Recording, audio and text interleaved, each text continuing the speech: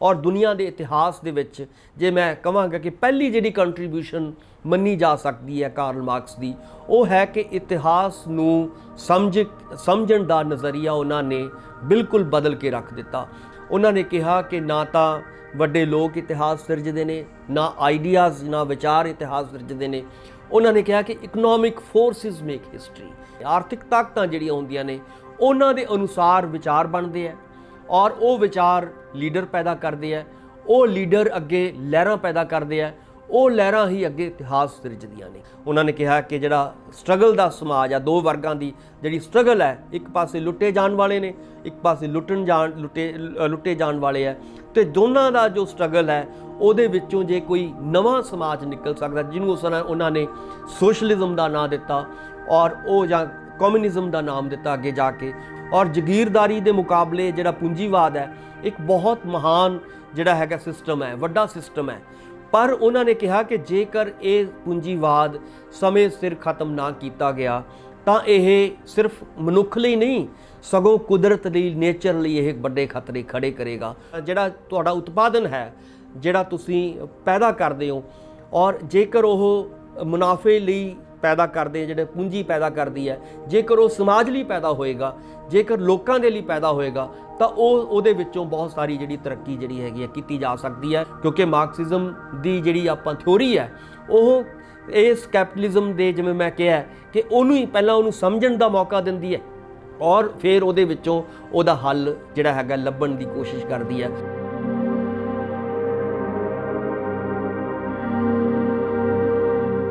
जिथों तक मार्क्सिज्म की या मार्क्सवाद का संबंध है, मार्क्सवाद यूरोप दे विच उस वेले पैदा होया जदों इंडस्ट्रीयल रेवोल्यूशन जिहड़ा यूरोप का जिहड़ा इंडस्ट्री रेवोल्यूशन सीगा वो अपनी सिखर ते सीगा और उहदे नाल बहुत बुनियादी चेंजिस जिहड़ियां सी बदलाव जिहड़े यूरोप दे विच आ रहे सीगे, चाहे वो आर्थिक तौर पर बदलाव सीगे, चाहे वो राजनीतिक तौर पर बदलाव सीगे, चाहे वो सभ्याचारक तौर पर बदलाव सी, चाहे साहित्यिक तौर पर बदलाव सीगे। बहुत सारे बदलावां दे विचों उस वेले यूरोप गुजर रहा सीगा। तो उस वेले जिहड़ी इकोनॉमी नूं या राजनीति नूं या पोलीटिकल इकोनॉमी नूं समझण दे बहुत सारे तरीके लभे जा रहे सीगे।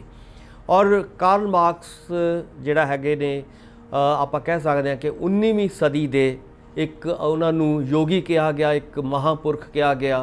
और पिछले दिनों के जी न्यूयॉर्क टाइम्स वालों एक रिपोर्ट छापी गई और वो कहा गया कि पिछलियां 10 सदियां का जो सब तो कोई वड्डा विद्वान है वो कार्ल मार्क्स है। और कार्ल मार्क्स की जी कंट्रीब्यूशन मुख्य तौर पर आप कह सकते हैं वो है कि मौजूदा दौर की सरमाएदारी नूं समझना और इहदा हल पेश करना।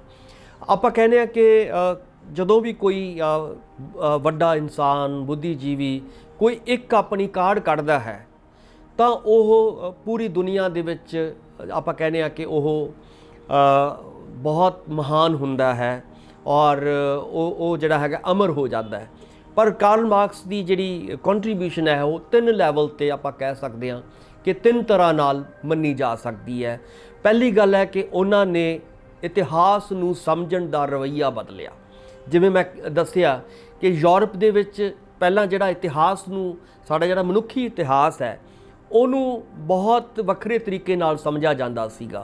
बहुत सारे विद्वानां ने इस इतिहास नूं समझिया कि जिहड़े राजे महाराजे ने वड्डे लोग हुंदे ने दे मेक्स हिस्टरी, वो इतिहास सिरजदे है। और उस तो बाद कार्ल मार्क्स दे ही गुरु हिगल जिहड़े कि बहुत वड्डे जर्मन दे फिलोसफर होए, कार्ल मार्क्स के टीचर रहे ने, उन्होंने एक बहुत ही खूबसूरत और बहुत ही महान विचार दिता इतिहास नूं समझण दा। वो विचार सीगा कि आइडियाज़ मेक हिस्टरी। उन्होंने कहा कि राजे महाराजे नहीं सगों जिहड़े विचार हुंदे ने मनुख दे वो मेक्स हिस्टरी, उन्हां नाल इतिहास बनदा है। भाव की है कि राजे महाराजे या वड्डे जिहड़े इंसान ने या लीडरशिप हुंदी है उन्हां दा रोल हुंदा है, पर उस लीडरशिप के पिछे जिहड़े विचार हुंदे ने, विचारधारा हुंदी है, फिलोसफी हुंदी है, वो इंपॉर्टेंट हुंदी है।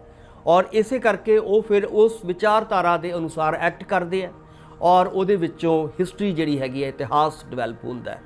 ਸੋ ਇਹ ਵੱਡਾ ਉਹਨਾਂ ਨੇ ਇੱਕ ਥਾਟ ਜਿਹੜੀ ਸੀਗੀ ਔਰ ਯੂ ਟਰਨ ਉਸ ਵੇਲੇ ਕਿਹਾ ਜਾ ਸਕਦਾ ਸੀਗਾ ਕਿ ਹਿਸਟਰੀ ਨੂੰ ਸਮਝਣ ਦੇ ਵਿੱਚ, ਇਤਿਹਾਸ ਨੂੰ ਸਮਝਣ ਦੇ ਵਿੱਚ ਇੱਕ ਬਹੁਤ ਕ੍ਰਾਂਤੀਕਾਰੀ ਵਿਚਾਰ ਹੀਗਲ ਦੇ ਮੰਨੇ ਗਏ।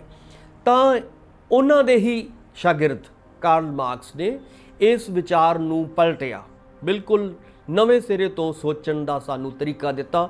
ਔਰ ਦੁਨੀਆ ਦੇ ਇਤਿਹਾਸ ਦੇ ਵਿੱਚ ਜੇ ਮੈਂ ਕਹਾਂਗਾ ਕਿ ਪਹਿਲੀ ਜਿਹੜੀ ਕੰਟਰੀਬਿਊਸ਼ਨ ਮੰਨੀ ਜਾ ਸਕਦੀ ਹੈ ਕਾਰਲ ਮਾਰਕਸ ਦੀ, ਉਹ ਹੈ ਕਿ ਇਤਿਹਾਸ ਨੂੰ ਸਮਝਣ ਦਾ ਨਜ਼ਰੀਆ ਉਹਨਾਂ ਨੇ ਬਿਲਕੁਲ ਬਦਲ ਕੇ ਰੱਖ ਦਿੱਤਾ।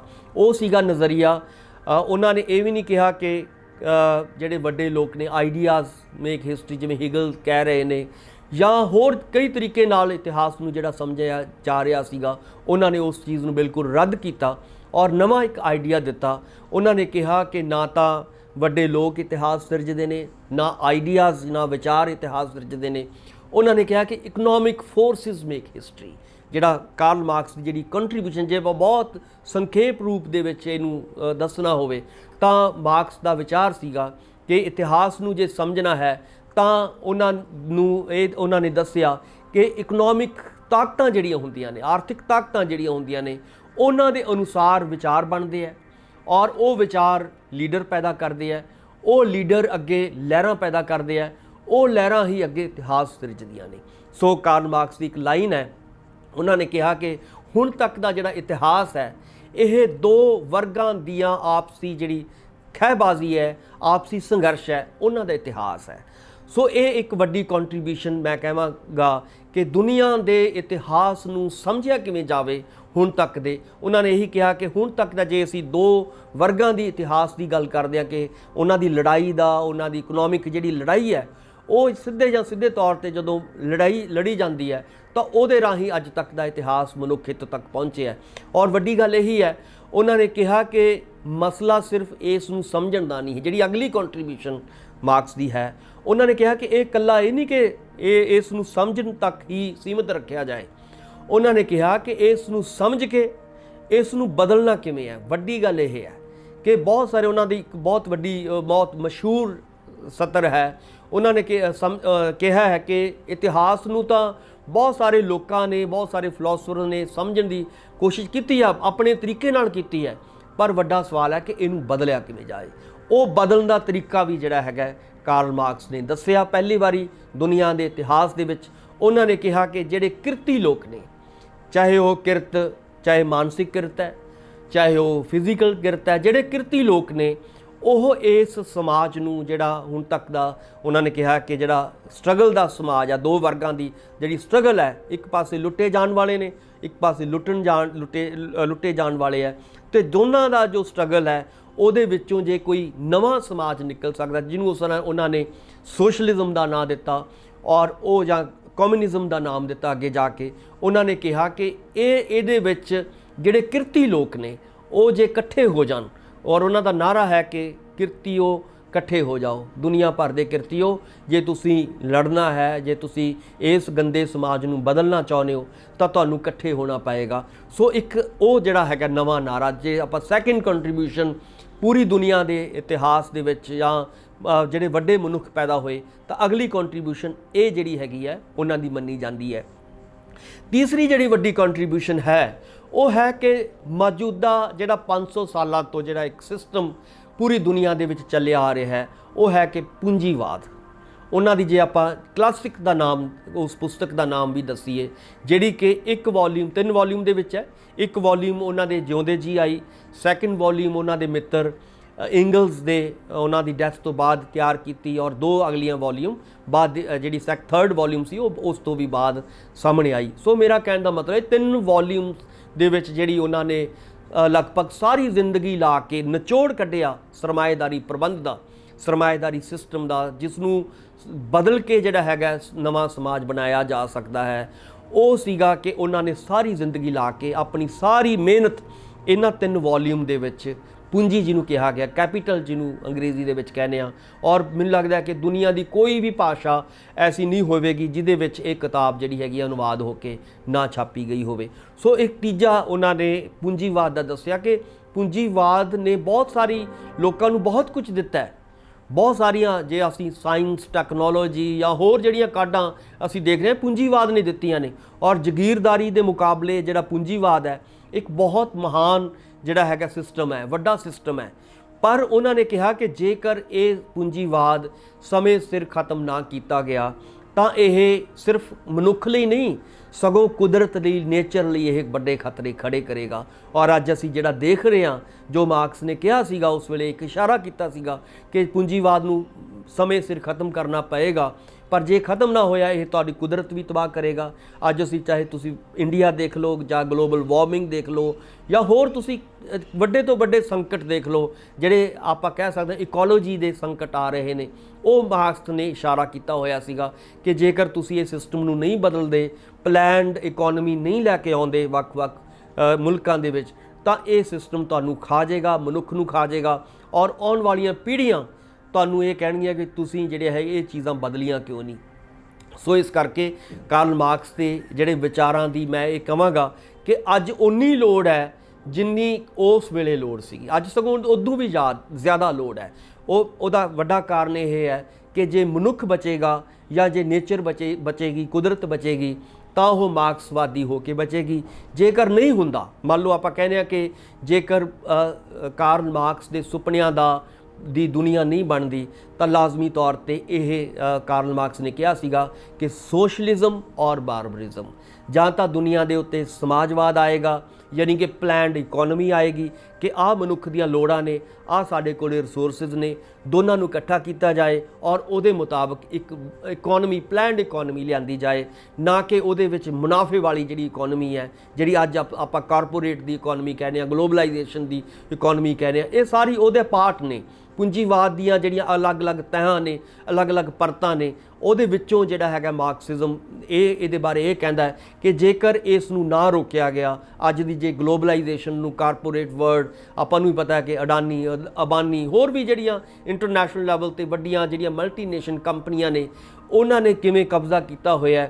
ਔਰ ਸਾਰੀ ਜਿਹੜੀ ਲੁੱਟ ਹੈ ਇਸ ਵੇਲੇ, ਚਾਹੇ ਉਹ ਨੇਚਰ ਦੀ ਲੁੱਟ ਹੈ, ਕੁਦਰਤ ਦੀ ਲੁੱਟ ਹੈ, ਚਾਹੇ ਉਹ ਮਨੁੱਖ ਦੀ ਲੁੱਟ ਹੈ, ਇਹਨਾਂ ਕੰਪਨੀਆਂ ਦੇ ਦੁਆਰਾ ਕੀਤੀ ਜਾ ਰਹੀ ਹੈ। ਔਰ ਪੈਸਾ ਆਪਾਂ ਦੇਖ ਰਹੇ ਹਾਂ ਕਿ ਪੂੰਜੀ ਜਿਹੜੀ ਹੈਗੀ ਆ ਉਹ ਕਿੱਥੇ ਇੱਕ ਜਗ੍ਹਾ ਇਕੱਠੀ ਹੋ ਰਹੀ ਹੈ। ਔਰ ਸਾਰਾ ਜਿਹੜਾ ਆਪਾਂ ਜੇ ਹਿੰਦੁਸਤਾਨ ਦੀ ਆਪਾਂ ਗੱਲ ਕਰੀਏ, ਭਾਰਤ ਦੀ ਗੱਲ ਕਰੀਏ, ਤਾਂ ਤੁਹਾਡੇ 80% ਜਿਹੜੀ ਤੁਹਾਡੀ ਦੌਲਤ ਹੈ ਇਸ ਮੁਲਕ ਦੇ ਲੋਕਾਂ ਨੇ ਪੈਦਾ ਕੀਤੀ ਹੈ, ਉਹ ਕਿੱਥੇ ਜਾ ਰਹੀ ਹੈ? ਅਡਾਨੀਆਂ ਅਬਾਨੀਆਂ ਕੋਲ ਜਾ ਰਹੀ ਹੈ। ਔਰ ਹਜੇ ਵੀ ਨਹੀਂ ਰੱਜ ਰਹੇ ਹੋ ਇਹ ਵੀ ਕਹਿੰਦੇ ਨੇ ਕਿ ਹੁਣ ਅਸੀਂ ਤਾਂ ਅਸੀਂ ਹਜੇ ਰੱਜੇ ਨਹੀਂ ਹਾਂ, ਹਜੇ ਸਾਨੂੰ ਕਿਸਾਨਾਂ ਦੀ ਖੇਤੀਬਾੜੀ ਵੀ ਚਾਹੀਦੀ ਹੈ, ਉਹਦੇ ਉੱਤੇ ਵੀ ਉਹਨਾਂ ਨੇ ਅੱਖ ਰੱਖੀ ਹੋਈ ਹੈ। ਰੋਟੀ ਦੇ ਵੀ ਕਹਿਣ ਤੋਂ ਭਾਵ ਹੈ ਤੁਹਾਡੀ ਰੋਟੀ ਦੇ ਉੱਤੇ ਵੀ ਉਹਨਾਂ ਦੀ ਅੱਖ ਹੈ ਕਿ ਇਹਦੇ 'ਚੋਂ ਕੁਝ ਬਚ ਨਾ ਜਾਏ, ਇਹ ਵੀ ਸਾਨੂੰ ਮਿਲ ਜਾਏ, ਇੱਥੋਂ ਵੀ ਅਸੀਂ ਮੁਨਾਫਾ ਕਮਾ ਲਈਏ। ਸੋ ਕਹਿਣ ਦਾ ਮਤਲਬ ਹੈ ਕਿ ਕਾਰਲ ਮਾਰਕਸ ਨੇ ਸਿਸਟਮ ਨੂੰ ਸਮਝਣ ਦੀ ਸਾਨੂੰ ਇੱਕ ਅੱਖ ਦਿੱਤੀ, ਇੱਕ ਨਜ਼ਰੀਆ ਦਿੱਤਾ। ਔਰ ਉਸ ਨਜ਼ਰੀਏ ਦੇ ਮੁਤਾਬਕ ਜੇਕਰ ਅਸੀਂ ਇਸ ਸਿਸਟਮ ਨੂੰ ਬਦਲਾਂਗੇ ਤਾਂ ਹੀ ਜਿਹੜੀਆਂ ਸਾਡੀਆਂ ਆਉਣ ਵਾਲੀਆਂ ਪੀੜ੍ਹੀਆਂ ਨੇ ਉਹ ਬਚ ਸਕਦੀਆਂ ਨੇ। ਨਹੀਂ ਤਾਂ ਜੇਕਰ ਇਹ ਚੀਜ਼ ਚੱਲਦੀ ਹੈ, ਉਸੇ ਤਰ੍ਹਾਂ ਲਾਗੂ ਰਹਿੰਦੀ ਹੈ, ਕਾਰਪੋਰੇਟ ਚੀਜ਼ ਜਿਹੜੇ ਨੇ ਉਸੇ ਤਰ੍ਹਾਂ ਕੰਟਰੋਲ ਕਰਦੇ ਹੈ, ਤਾਂ ਲਾਜ਼ਮੀ ਤੌਰ 'ਤੇ ਇਹ ਮੈਨੂੰ ਲੱਗਦਾ ਹੈ ਕਿ ਅੱਜ ਤੱਕ ਦੇ ਦੁਨੀਆ ਦੇ ਇਤਿਹਾਸ ਦੇ ਵਿੱਚ ਇਹ ਪਹਿਲੀ ਵਾਰੀ ਹੋਏਗਾ ਕਿ ਕਾਰਪੋਰੇਟ ਕਰਕੇ ਇਹ ਧਰਤੀ ਤਬਾਹ ਹੋਏਗੀ। ਤੁਸੀਂ ਪਿਛਲੇ ਦਿਨਾਂ ਦੇ ਆਪਾਂ ਯੂਰਪ ਦੀ ਐਗਜ਼ਾਮਪਲ ਦੇਖ ਲਓ, ਤੁਸੀਂ ਉੱਥੇ ਕਿਵੇਂ ਜੰਗਲਾਂ ਨੂੰ ਅੱਗ ਲੱਗੀਆਂ। ਔਰ ਚਾਈਨਾ ਦੀ ਐਗਜ਼ਾਮਪਲ ਦੇਖ ਲਓ, 1000 ਸਾਲ ਦਾ ਰਿਕਾਰਡ ਉਹਨਾਂ ਨੇ ਤੋੜਿਆ ਬਰਸਾਤ ਦਾ। ਇੰਨੀ ਉੱਥੇ ਬਰਸਾਤ ਹੋਈ ਹੈ, ਇੱਕਦਮ ਬੱਦਲ ਫਟ ਗਏ ਔਰ 1000 ਸਾਲ ਦਾ ਰਿਕਾਰਡ ਟੁੱਟਿਆ। ਯਾਨੀ ਕਿ ਇਹ ਜਿਹੜੀ ਗਲੋਬਲ ਵਾਰਮਿੰਗ ਹੋ ਰਹੀ ਹੈ ਔਰ ਵੱਡੇ ਵੱਡੇ ਜਿਹੜੇ ਪਹਾੜ, ਜਿਹੜੇ ਬਰਫ਼ਾਂ ਦੇ ਪਹਾੜ ਪਿਘਲ ਰਹੇ ਨੇ, ਉਹਦੇ ਕਰਕੇ ਤੁਸੀਂ ਸੀ ਲੈਵਲ ਜਿਹੜਾ ਹੈਗਾ, ਤੁਹਾਡਾ ਸਮੁੰਦਰ ਦਾ ਲੈਵਲ ਜਿਹੜਾ ਹੈਗਾ ਉਹ ਲਗਾਤਾਰ ਉੱਪਰ ਜਾ ਰਿਹਾ। ਔਰ ਇਹ ਹੁਣ ਵੱਡੇ ਵੱਡੇ ਸਾਇੰਟਿਸਟ ਇਸ ਗੱਲ ਨੂੰ ਕਹਿ ਰਹੇ ਨੇ ਕਿ ਜੇਕਰ ਇੱਦਾਂ ਹੀ ਸਮੁੰਦਰ ਦੇ ਵਿੱਚ ਪਾਣੀ ਵੱਧਦਾ ਰਿਹਾ, ਪਹਾੜਾਂ ਦੇ ਉੱਤੋਂ ਬਰਫ਼ ਪਿਘਲਦੀ ਰਹੀ, ਤਾਂ ਬਹੁਤ ਥੋੜ੍ਹੇ ਸਮੇਂ ਦੇ ਵਿੱਚ ਤੁਹਾਡੇ ਜਿਹੜੇ ਨੇ ਵੱਡੇ ਵੱਡੇ ਜਿਹੜੇ ਆਈਲੈਂਡ ਨੇ, ਮਾਲਦੀਵ ਹੋਏ, ਈਵਨ ਮੈਂ ਪਿਛਲੇ ਹਫ਼ਤੇ ਪੜ੍ਹ ਰਿਹਾ ਸੀਗਾ ਕਿ ਉਹਨਾਂ ਨੇ ਮੁੰਬਈ ਦੇ ਵਿੱਚ ਇਹ ਇੱਕ ਰਿਪੋਰਟ ਆਈ ਹੈ ਕਿ ਅਗਲੇ 50 ਸਾਲਾਂ ਦੇ ਵਿੱਚ ਮੁੰਬਈ, ਅੱਧ ਤੋਂ ਵੱਧ ਮੁੰਬਈ ਜਿਹੜਾ ਹੈਗਾ ਡੁੱਬ ਜਾਏਗਾ। ਸੋ ਕਹਿਣ ਦਾ ਮਤਲਬ ਕਿ ਇਹ ਸਾਰੀਆਂ ਚੀਜ਼ਾਂ ਕਿੱਥੋਂ ਆਉਂਦੀਆਂ ਨੇ? ਇਹ ਸਾਰੀਆਂ ਚੀਜ਼ਾਂ ਉਸ ਕਾਰਪੋਰੇਟ ਮਾਡਲ ਦੀ ਦੇਣ ਨੇ। ਇਹ ਨਹੀਂ ਕਿ ਆਪਣੇ ਆਪ ਹੀ ਇਹ ਸਾਰੀਆਂ ਗਲੋਬਲ ਵਾਰਮਿੰਗ ਆਪਣੇ ਆਪ ਹੋ ਗਈ, ਕਿਉਂਕਿ ਉਹਨਾਂ ਦੀ ਜਿਹੜੀ ਭੁੱਖ ਹੈ ਮੁਨਾਫੇ ਦੀ, ਕਿ ਅਸੀਂ ਮੁਨਾਫਾ ਕਮਾਉਣਾ ਹੈ, ਅਸੀਂ ਹਰ ਹਾਲਤ ਦੇ ਵਿੱਚ ਜੇਕਰ ਉਹਨਾਂ ਨੂੰ ਲੱਗਦਾ ਹੈ ਕਿ ਬੰਦੇ ਮਾਰਨ ਦੇ ਵਿੱਚ ਮੁਨਾਫਾ ਹੈ ਤਾਂ ਬੰਦੇ ਮਾਰੇ ਜਾ ਰਹੇ ਨੇ। ਜੇ ਉਹਨਾਂ ਨੂੰ ਲੱਗਦਾ ਹੈ ਕਿ ਦਰਖਤ ਕੱਟਣ ਦੇ ਵਿੱਚ ਮੁਨਾਫਾ ਹੈ, ਦਰਖਤ ਕੱਟੇ ਜਾ ਰਹੇ ਨੇ। ਜੇ ਉਹਨਾਂ ਨੂੰ ਲੱਗਦਾ ਹੈ ਕਿ ਨੇਚਰ ਨੂੰ ਤਬਾਹ ਕਰਨ ਦੇ ਵਿੱਚ ਮੁਨਾਫਾ ਹੈ ਤਾਂ ਉਹ ਮੁਨਾਫਾ ਲਿਆ ਜਾ ਰਿਹਾ ਹੈ। ਯਾਨੀ ਕਿ ਸਾਡਾ ਜਿਹੜਾ ਗੁਰੂ ਸਾਹਿਬ ਨੇ ਕਿਹਾ ਸੀਗਾ ਕਿ ਪਵਨ ਗੁਰੂ ਪਾਣੀ ਪਿਤਾ ਮਾਤਾ ਧਰਤ ਮਹੱਤ, ਉਹਦੇ ਤੋਂ ਉਹਨਾਂ ਨੂੰ ਵੀ ਕੰਟਰੋਲ ਕੀਤਾ ਜਾਏ। ਪਾਣੀ ਨੂੰ ਉਹਨਾਂ ਨੇ ਕੰਟਰੋਲ ਕਰ ਲਿਆ। ਅੱਜ ਅਸੀਂ ਦੇਖ ਰਹੇ ਹਾਂ ਕਿ ਸਾਡਾ 5 ਦਰਿਆਵਾਂ ਦੀ ਧਰਤੀ ਦਾ ਸ਼ੁੱਧ ਪਾਣੀ ਕਿਸੇ ਵੇਲੇ ਜਿਹੜਾ ਕਿਹਾ ਜਾਂਦਾ ਸੀਗਾ, ਉਹ ਅੱਜ ਅਸੀਂ ਬੋਤਲਾਂ 'ਚ ਪੀ ਰਹੇ ਹਾਂ। ਦੁੱਧ ਤੋਂ ਵੀ ਮਹਿੰਗਾ ਪਾਣੀ ਪੰਜਾਬ ਦੇ ਵਿੱਚ ਵਿਕ ਰਿਹਾ ਹੈ। ਇਸੇ ਤਰ੍ਹਾਂ ਹਵਾ ਤੁਸੀਂ ਦੇਖੋ, ਉਹ ਸਾਡੀ ਪੋਲਿਊਟਡ ਹੋ ਚੁੱਕੀ ਹੈ। ਇਸੇ ਤਰ੍ਹਾਂ ਹੋਰ ਸਾਰੀਆਂ ਜਿਹੜੀਆਂ ਜਿੰਨੀਆਂ ਵੀ ਗੁਰੂ ਸਾਹਿਬ ਨੇ ਕਿਹਾ ਸੀਗਾ ਕਿ ਬਲਿਹਾਰੀ ਕੁਦਰਤ ਵਸਿਆ ਤੇਰਾ ਅੰਤ ਨਾ ਜਾਈ ਲਖਿਆ, ਉਹ ਕੁਦਰਤ ਨੂੰ ਕਿਵੇਂ ਤਬਾਹ ਇਸ ਮਾਡਲ ਨੇ ਕੀਤਾ ਹੈ। ਪਿਛਲੇ 500 ਸਾਲਾਂ ਦਾ ਜਿਹੜਾ ਇਤਿਹਾਸ ਹੈ ਇਸ ਗੱਲ ਦਾ ਗਵਾਹ ਹੈ ਕਿ ਜੇਕਰ ਉਹ ਕਾਰਲ ਮਾਰਕਸ ਦੇ ਜਿਹੜੇ ਵਿਚਾਰ ਸੀਗੇ, ਉਹਨਾਂ ਨੇ ਕਿਹਾ ਸੀਗਾ ਕਿ ਜੇ ਇਹਨੂੰ ਨਹੀਂ ਖਤਮ ਕਰਦੇ ਤਾਂ ਲਾਜ਼ਮੀ ਤੌਰ 'ਤੇ ਇਹ ਸੰਕਟ ਤੁਹਾਨੂੰ ਭੋਗਣੇ ਹੀ ਪੈਣਗੇ। ਇਸੇ ਕਰਕੇ ਕਾਰਲ ਮਾਰਕਸ ਨੇ ਕਿਹਾ ਸੀਗਾ ਕਿ ਸਭ ਤੋਂ ਜ਼ਿਆਦਾ ਤੁਹਾਡਾ ਖਤਰਨਾਕ ਤੁਹਾਡੀ ਪੂੰਜੀ ਦਾ ਸਿਸਟਮ ਹੈ। ਜੇ ਇਸ ਸਿਸਟਮ ਨੂੰ ਤੁਸੀਂ ਬਦਲ ਲਓ, ਔਰ ਉਹ ਕਿਵੇਂ ਬਦਲਿਆ ਜਾਏ ਇਹ ਹੁਣ ਡਿਪੈਂਡ ਕਰੇਗਾ ਕਿ ਉਹ ਲੀਡਰਸ਼ਿਪ ਕਿੱਦਾਂ ਦੀ ਹੋਏਗੀ ਔਰ ਕਿਵੇਂ ਉਸ ਨੂੰ ਸਾਰੀ ਚੀਜ਼ ਨੂੰ ਪਲਾਨ ਕਰੇਗੀ, ਇਹ ਹੁਣ ਸਮਾਂ ਦੱਸੇਗਾ। ਜੇ ਮੈਂ ਕਿਹਾ ਸੀ ਨਾ ਕਿ ਉਹਨਾਂ ਨੇ ਕਿਹਾ ਕਿ 2 ਧਿਰਾਂ ਦੀ ਲੜਾਈ ਹੈ ਇਹ, ਇੱਕ ਪਾਸੇ ਲੁੱਟਣ ਵਾਲੇ ਆ, ਇੱਕ ਪਾਸੇ ਲੁੱਟੇ ਜਾਣ ਵਾਲੇ ਆ। ਉਹ ਸੰਘਰਸ਼ ਤੁਹਾਨੂੰ ਅੱਜ ਵੀ ਦਿਖੇਗਾ। ਅੱਜ ਵੀ ਇਹ ਕਿਸਾਨ ਮਜ਼ਦੂਰ ਜਾਂ ਹੋਰ ਵਰਗ ਜਿਹੜੇ ਨੇ ਉਹ ਲੜ ਰਹੇ ਨੇ ਉਸ ਕਾਰਪੋਰੇਟ ਵਰਲਡ ਦੇ ਵਿਰੋਧ ਦੇ ਵਿੱਚ।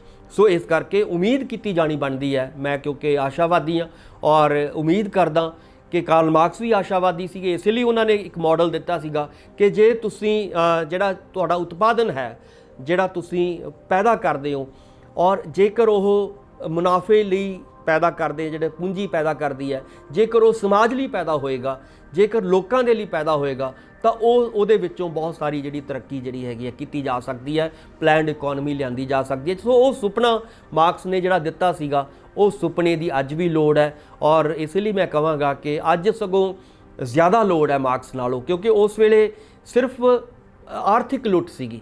ਹੁਣ ਜਿਹੜੀ ਹੈਗੀ ਹੈ ਅਗਲੇ ਸਾਲਾਂ ਦੇ ਵਿੱਚ ਜਿਹੜੀ ਪੈਦਾ ਹੋਈ ਹੈ 200-250 ਸਾਲਾਂ ਤੋਂ ਬਾਅਦ ਵੀ ਆਪਾਂ ਕਹਿ ਸਕਦੇ ਹਾਂ ਕਿ ਅੱਜ ਇਹ ਲੁੱਟ ਸਿਰਫ ਇਕਨੋਮਿਕ ਲੁੱਟ ਨਹੀਂ ਰਹੀ, ਅੱਜ ਇਹ ਲੁੱਟ ਸਾਡੇ ਨੇਚਰ ਦੀ ਲੁੱਟ ਵੀ ਜਿਹੜੀ ਉੱਥੋਂ ਤੱਕ ਅਖੀਰ ਤੱਕ ਪਹੁੰਚ ਚੁੱਕੀ ਹੈ, ਆਪਣੇ ਅੰਤ ਤੱਕ ਪਹੁੰਚ ਚੁੱਕੀ ਹੈ। ਇਸ ਤੋਂ ਪਹਿਲਾਂ 5 ਵਾਰੀ ਇਹ ਜਿਹੜੀ ਹੈਗੀ ਹੈ ਇਹ ਬ੍ਰਹਿਮੰਡ, ਇਹ ਧਰਤੀ ਜਿਹੜੀ ਹੈਗੀ ਹੈ ਤਬਾਹ ਹੋਈ ਹੈ। ਹੁਣ 6ਵੇਂ ਵਾਰੀ ਜਿਹੜੀ ਹੈਗੀ ਹੈ, ਜਿਹੜੇ ਇਸ਼ਾਰਾ ਕਰ ਰਹੇ ਨੇ ਸਾਇੰਟਿਸਟ ਕਿ 6ਵੇਂ ਵਾਰੀ ਪਹਿਲੀ ਵਾਰੀ ਹੋਏਗਾ, 6th ਟਾਈਮ ਕਿ ਮਨੁੱਖ ਕਾਰਪੋਰੇਟ ਮਾਡਲ ਕਰਕੇ ਆਪਣੇ ਹੱਥੀਂ ਆਪਣੇ ਆਪ ਨੂੰ ਤਬਾਹ ਕਰੇਗਾ, ਨੇਚਰ ਨੂੰ ਤਬਾਹ ਕਰੇਗਾ। ਸੋ ਅਗਲੀਆਂ ਬਹੁਤ ਸਾਰੀਆਂ ਸਪੀਸ਼ੀਜ਼ ਸਾਡੀਆਂ ਤੁਸੀਂ ਦੇਖ ਲਓ, ਸਾਡੇ ਪੰਜਾਬ 'ਚ ਹੀ ਦੇਖ ਲਓ, ਚਿੜੀਆਂ ਹੋਰ ਅਸੀਂ ਜਿਹੜੀਆਂ ਸਦੀਆਂ ਤੋਂ ਸਾਡੇ ਨਾਲ ਰਹੀਆਂ ਨੇ ਸਪੀਸ਼ੀਜ਼, ਉਹ ਅੱਜ ਖਤਮ ਹੋ ਚੁੱਕੀਆਂ ਨੇ। ਸੈਂਕੜੇ ਹਜ਼ਾਰਾਂ ਸਪੀਸ਼ੀਜ਼ ਇਹ ਆਉਣ ਵਾਲੇ ਸਮੇਂ 'ਚ ਹੋਰ ਤਬਾਹ ਹੋਣਗੀਆਂ। ਸੋ ਕਹਿਣ ਦਾ ਮਤਲਬ ਹੈ ਕਿ ਜੇ ਬਚਣਾ ਹੈ ਤਾਂ ਅੱਜ ਮਾਰਕਸਵਾਦ ਦੇ ਵਿਚਾਰਾਂ ਨੂੰ ਸਮਝ ਕੇ ਉਸ ਦੇ ਮੁਤਾਬਕ ਵੱਡੀ ਲੜਾਈ ਤੁਹਾਨੂੰ ਲੜਨੀ ਪਏਗੀ। ਜਿਵੇਂ ਕਿਸਾਨ ਲੜਾਈ ਲੜ ਰਹੇ ਨੇ, ਉਸ ਕਿਸਮ ਦੀ ਲੜਾਈ ਪੂਰੇ ਵਰਲਡ ਦੇ ਵਿੱਚ ਲੜਨੀ ਪਏਗੀ, ਤਾਂ ਤੁਸੀਂ ਜਿਹੜਾ ਹੈਗਾ ਇਹ ਤੋਂ ਛੁਟਕਾਰਾ ਪਾ ਸਕਦੇ ਹੋ। ਤਾਂ ਤੁਸੀਂ ਮਾਰਕਸ ਦੇ ਇਹਦੇ ਵਿੱਚ ਮਾਰਕਸ ਬਹੁਤ ਵੱਡੀ ਕੰਟਰੀਬਿਊਸ਼ਨ ਹੋ ਸਕਦੀ ਹੈ ਮਾਰਕਸਿਜ਼ਮ ਦੀ, ਕਿਉਂਕਿ ਮਾਰਕਸਿਜ਼ਮ ਦੀ ਜਿਹੜੀ ਆਪਾਂ ਥਿਊਰੀ ਹੈ ਉਹ ਇਸ ਕੈਪੀਟਲਿਜ਼ਮ ਦੇ, ਜਿਵੇਂ ਮੈਂ ਕਿਹਾ ਕਿ ਉਹਨੂੰ ਹੀ ਪਹਿਲਾਂ ਉਹਨੂੰ ਸਮਝਣ ਦਾ ਮੌਕਾ ਦਿੰਦੀ ਹੈ ਔਰ ਫਿਰ ਉਹਦੇ ਵਿੱਚੋਂ ਉਹਦਾ ਹੱਲ ਜਿਹੜਾ ਹੈਗਾ ਲੱਭਣ ਦੀ ਕੋਸ਼ਿਸ਼ ਕਰਦੀ ਹੈ। ਸੋ ਇਸ ਕਰਕੇ ਅੱਜ ਵੀ ਜਿਹੜੀ ਕੰਟਰੀਬਿਊਸ਼ਨ ਆਪਾਂ ਕਹਿ ਸਕਦੇ ਹਾਂ ਮਾਰਕਸਿਜ਼ਮ ਦੀ, ਉਹ ਇਹੀ ਹੈ ਕਿ ਸਾਨੂੰ ਮਾਰਕਸਿਜ਼ਮ ਦੇ ਵਿਚਾਰਾਂ ਨੂੰ, ਮਾਰਕਸ ਦੇ ਵਿਚਾਰਾਂ ਨੂੰ, ਉਹਨਾਂ ਨੂੰ ਪਹਿਲਾਂ ਤਾਂ ਸਮਝਣਾ ਚਾਹੀਦਾ ਔਰ ਫਿਰ ਉਹਦੇ ਉੱਤੇ ਐਕਟ ਕਰਨਾ ਚਾਹੀਦਾ ਤਾਂ ਕਿ ਸਾਡੀਆਂ ਜਿਹੜੀਆਂ ਆਉਣ ਵਾਲੀਆਂ ਪੀੜ੍ਹੀਆਂ ਨੇ ਉਹਨਾਂ ਨੂੰ ਅਸੀਂ ਬਚਾ ਸਕੀਏ ਔਰ ਇੱਕ ਚੰਗਾ ਫਿਊਚਰ ਜਿਹੜਾ ਉਹਨਾਂ ਨੇ ਕਿਹਾ ਸੀਗਾ ਕਿ ਸੋਸ਼ਲਿਜ਼ਮ ਵਾਲਾ ਚੰਗਾ ਫਿਊਚਰ ਹੋ ਸਕਦਾ ਹੈ। ਉਹਨਾਂ ਨੇ ਇਹ ਵੀ ਕਿਹਾ ਕਿ ਬਹੁਤ ਔਰ ਬੜੇ ਕੰਟਰੀਜ਼ ਨੇ ਲੈ ਕੇ ਵੀ ਆਇਆ ਇਹਦੇ ਵਿੱਚ। ਇਹ ਨਹੀਂ ਕਿ ਮੈਂ ਨਹੀਂ ਕਹਿੰਦਾ ਵੀ ਇਹਦਾ ਮਾਡਲ ਆਇਆ ਨਹੀਂ ਹੈ। ਤੁਸੀਂ ਦੇਖ ਲਓ ਕਿ ਰਸ਼ੀਆ ਦੇ ਵਿੱਚ ਆਇਆ, ਰਸ਼ੀਆ ਕਿੱਥੋਂ ਸਭ ਤੋਂ ਬੈਕਵਰਡ ਮੁਲਕ ਕਿੱਥੇ ਪਹੁੰਚ ਗਿਆ ਉਹ ਉਹਨਾਂ 20-25 ਸਾਲਾਂ ਦੇ ਵਿੱਚ, ਸ਼ੁਰੂਆਤੀ ਦੌਰ ਦੇ ਵਿੱਚ 1917 ਤੋਂ ਬਾਅਦ। ਚਾਈਨਾ ਵਿੱਚ ਸਾਡਾ ਬਿਲਕੁਲ ਗਵਾਂਢੀ ਹੈ ਔਰ ਮਾਓ ਦੀ ਦੇਖ ਰੇਖ ਦੇ ਵਿੱਚ ਮਾਰਕਸਿਜ਼ਮ ਨੂੰ ਲੈ ਕੇ ਉੱਥੇ ਵੱਡੀ ਕ੍ਰਾਂਤੀ ਹੋਈ ਔਰ ਅੱਜ ਤੁਸੀਂ ਦੇਖ ਲਓ ਚਾਈਨਾ, ਜੇ ਆਪਾਂ ਕਹਿ ਸਕਦੇ ਹਾਂ ਅੱਜ ਅੱਗੇ ਆ, ਤਾਂ ਉਹਨਾਂ ਮਾਓ ਦੀਆਂ ਜਿਹੜੀਆਂ ਪਾਲਿਸੀ ਸੀਗੀਆਂ, ਜਿਹੜੀਆਂ ਸੋਸ਼ਲਿਜ਼ਮ ਨੂੰ ਆਧਾਰ ਬਣਾ ਕੇ ਜਾਂ ਉਸ ਵੇਲੇ ਦੇ ਮਾਰਕਸਿਜ਼ਮ ਨੂੰ ਆਧਾਰ ਬਣਾ ਕੇ ਕੀਤੀਆਂ ਗਈਆਂ ਸੀਗੀਆਂ, ਉਹ ਉਹਨਾਂ ਨੇ ਕੋਸ਼ਿਸ਼ ਕੀਤੀ ਹੈ। ਪਰ ਉਹਦੇ ਵਿੱਚ ਮੈਂ ਨਹੀਂ ਕਹਿੰਦਾ ਕਿ ਉਹਨਾਂ ਦੀ ਇਹ, ਕਿਉਂਕਿ ਪਹਿਲੇ ਤਜਰਬੇ ਹਰ ਜਦੋਂ ਐਕਸਪੈਰੀਮੈਂਟਸ ਹੁੰਦੇ ਨੇ ਉਹ ਕਿਤੇ ਨਾ ਕਿਤੇ ਉਹਨਾਂ 'ਚ ਕਮੀਆਂ ਰਹਿੰਦੀਆਂ ਨੇ। ਮੈਂ ਨਹੀਂ ਕਹਿੰਦਾ ਕਿ ਇਹ ਪੂਰੇ ਸੰਪੂਰਨ ਸੀ, ਪਰ ਕੋਸ਼ਿਸ਼ਾਂ ਜ਼ਰੂਰ ਹੋ ਰਹੀਆਂ ਨੇ, ਜਿਵੇਂ ਰਸ਼ੀਆ 'ਚ ਹੋਈਆਂ, ਚਾਈਨਾ 'ਚ ਹੋਈਆਂ, ਕਿਊਬਾ 'ਚ ਹੋਈਆਂ, ਇਸ ਤਰ੍ਹਾਂ ਵੀਅਤਨਾਮ 'ਚ ਹੋਈਆਂ, ਬਹੁਤ ਸਾਰੇ ਕੰਟਰੀਜ਼ ਦੇ ਵਿੱਚ ਕੋਸ਼ਿਸ਼ਾਂ ਹੋ ਰਹੀਆਂ ਨੇ ਔਰ ਇੰਡੀਆ ਦੇ ਵਿੱਚ ਹੋ ਰਹੀਆਂ ਨੇ। ਇਹਦੇ ਵਿੱਚੋਂ ਇਹ ਨਹੀਂ ਤਾਂ ਫਿਊਚਰ ਦੱਸੇਗਾ ਕਿ ਕੀ ਨਿਕਲੇਗਾ, ਪਰ ਇੱਕ ਚੀਜ਼ ਜ਼ਰੂਰ ਹੈ ਕਿ ਮਾਰਕਸਿਜ਼ਮ ਦੀ ਜਿਹੜੀ ਲੋੜ ਹੈ ਉਹ ਪਹਿਲਾਂ ਨਾਲੋਂ ਵੀ ਅੱਜ ਵੱਧ ਚੁੱਕੀ ਹੈ। ਔਰ ਜਿੰਨੀ ਦੇਰ ਅਸੀਂ ਮਾਰਕਸਿਜ਼ਮ ਨੂੰ ਨਹੀਂ ਸਮਝਾਂਗੇ, ਉਹਨਾਂ ਨੂੰ ਨਹੀਂ ਪੜ੍ਹਾਂਗੇ, ਅੱਜ ਦੇ ਸਮੇਂ ਦੇ ਮੁਤਾਬਕ ਉਹਨੂੰ ਨਹੀਂ ਢਾਲਾਂਗੇ, ਤਾਂ ਲਾਜ਼ਮੀ ਤੌਰ 'ਤੇ ਅਸੀਂ ਬਹੁਤ ਵੱਡੇ ਸੰਕਟ ਦੇ ਵਿੱਚ ਘਿਰ ਜਾਵਾਂਗੇ। ਸੋ ਇਸ ਸੰਕਟ ਤੋਂ ਬਚਣ ਦੇ ਲਈ ਸਾਨੂੰ ਮਾਰਕਸਿਜ਼ਮ ਵੱਲ ਵਧਣਾ ਚਾਹੀਦਾ ਹੈ, ਪੜ੍ਹਨਾ ਚਾਹੀਦਾ, ਸਮਝਣਾ ਚਾਹੀਦਾ, ਸੰਵਾਦ ਕਰਨਾ ਚਾਹੀਦਾ, ਡਾਇਲੌਗ ਕਰਨਾ ਚਾਹੀਦਾ, ਤਾਂ ਕਿ ਅਸੀਂ ਇੱਕ ਨਵਾਂ ਸਮਾਜ ਜਿਹੜਾ ਮਾਰਕਸ ਦਾ ਇੱਕ ਸੁਪਨਾ ਸੀਗਾ ਸੋਸ਼ਲਿਜ਼ਮ ਵਾਲਾ ਜਿਹੜਾ ਸਮਾਜ ਪੈਦਾ ਹੋਣ ਦਾ, ਉਹ ਅਸੀਂ ਬਣਾ ਸਕੀਏ। ਬਹੁਤ ਬਹੁਤ ਮਿਹਰਬਾਨੀ।